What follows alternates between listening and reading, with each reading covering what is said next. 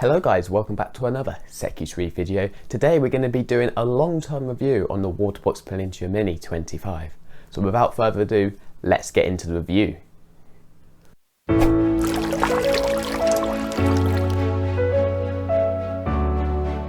Right then guys, so as you know, about 6 months ago now, I did a review on this aquarium when I set it up. And now it's all been set up and I have got, the livestock in there and it's all running. I'm going to do a long-term review just to tell you if this tank is worth buying, which it definitely is. Because this tank, I've got to say, it's one of my best tanks yet. All the previous tanks, they were pretty good, but as you know, more larger tanks can give you more maintenance. But then the smaller tanks, they can be low maintenance, they can be easy, and they can still look really good. So that's why I picked this aquarium.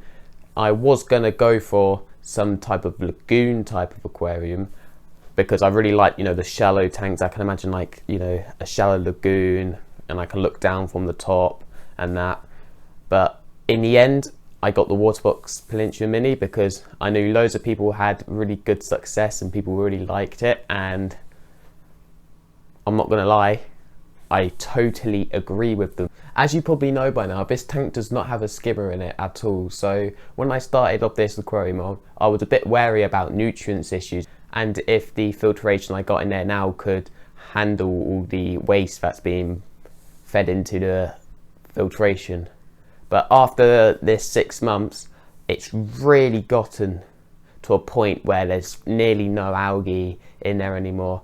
And that's probably because of the amount of bacteria I put in this tank to begin with, and every week I put some more bacteria in, and just topping up that bacteria helps the tank to mature that little bit faster.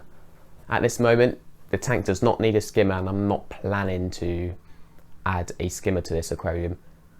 The only filtration I have in this aquarium is biological filtration and then a filter sock with filter floss in it, which I change weekly.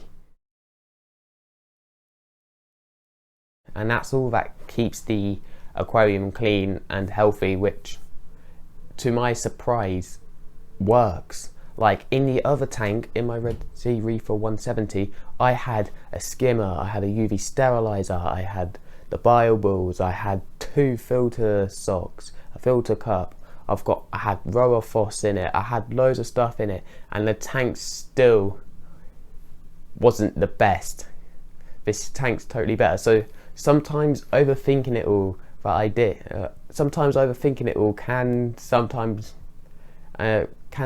not be the best idea. This is purely out of my experience. I don't know what other reefers had. I know that, the more good equipment you had, I guess the more cleaner your tank will be. But for some reason, me just going over the top wasn't the best idea. So I simplified things down a bit and it just gotten way more easier to maintain, and the tank just looks amazing still. Now, every now and then I do put some media in the tank. If the parameters are fluctuating, I do, put some rower phos in if the phosphates are too high, but I don't want to put it in all the time because I don't want to drain all the phosphates, of course. I want to keep the phosphates around 0.1. That's my sweet spot for the tank, and I've had it at that point or around that point for basically for the past couple of months, and the corals really like it because you get that perfect balance between the nitrates and phosphates, and it's just perfect.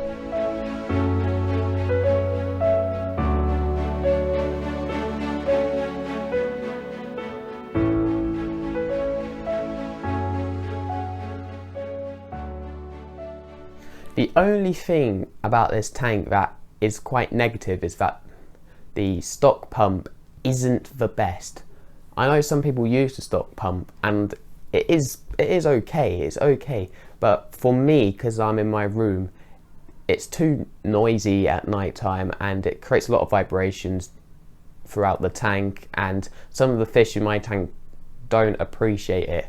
For example, the Royal Grammar, at the start he did come out, but as the pump started to clog up and it used to get louder and louder and I couldn't do anything about it, the Grammar started to hide in his cave more.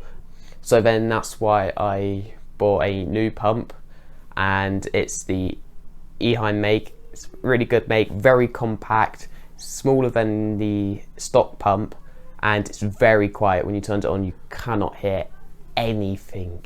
It's just so silent, and that encouraged the grandma to count even more because there was less vibrations in the tank. I did put a coral in front of this cave, as you saw in the update video, and that kind of, I think, enticed the grandma out even more. And that's really good because the grandma is one of our feature fish. I do love the grandma. Its colours are amazing, but the only negative side to the grandma that it hides, it gets scared easily, and yeah, that's just basically my grandma. Doing water changes on this tank is easier than ever, as it uses less water, of course, that fits with my lifestyle. I always do around 10% of the water every week, 10, and if the tank does look a bit dirty or the parameters are up, I'll up that to about 20%, and it's still, and that should sort things out with the tank. That's another reason why these small tanks are easier to care for, as you know, the smaller the tank is, the more problems with chemistry could occur, but it's very easy to turn that problem around, rather than a big tank, as you can't really do big water changes on the tank without getting so much water, and that would be an absolute nightmare in my opinion. So as big tanks can, you know, take longer for things to happen, if something does happen and something goes really bad, it's kind of very hard to turn that tank around. Rather than a small tank, you can do a very big water change, and that could just solve problems instantly. So, and that's why I choose the Waterbox Peninsula Mini 25. It's a perfect tank for beginners. Any of the small style aquarium all-in-one tanks are perfect. I love them. I love the size choice on this aquarium, 25 gallons or 90 litres here in the UK. That's just an amazing size for this tank, as you can get quite a few fish in the aquarium. I wouldn't say too many fish, but you can get a decent amount of fish in the aquarium, and they can be quite different fish other than, you know, just a plain nano fish. You could probably get some types of wrasse in this aquarium as well. So, you know, it's not too big, but it's not too small as well, but you're going to cramp all the fish together. So I think the sizing on this aquarium is perfect. I love it. Like I said earlier, with the water changes, I could just do around a 25 litre water change every week. That normally sorts any problems out. It's just perfect. So yeah, that's basically it, guys. Thanks for watching this short little review video. Hopefully this has helped. If any of you out there are picking a tank and you don't know what to pick, I think this tank's amazing. So if you're looking for a tank and you want it to be all in one, and of course anything from the Waterbox Peninsula Mini 15 as well, it's a perfect little aquarium. I love them so much. I'm just so grateful to have a really nice tank in my life. So thank you very much for watching, guys. If you do really like this video, please consider subscribing down below and liking as well. That we really appreciate it. And other than that, guys, like always, happy reefing.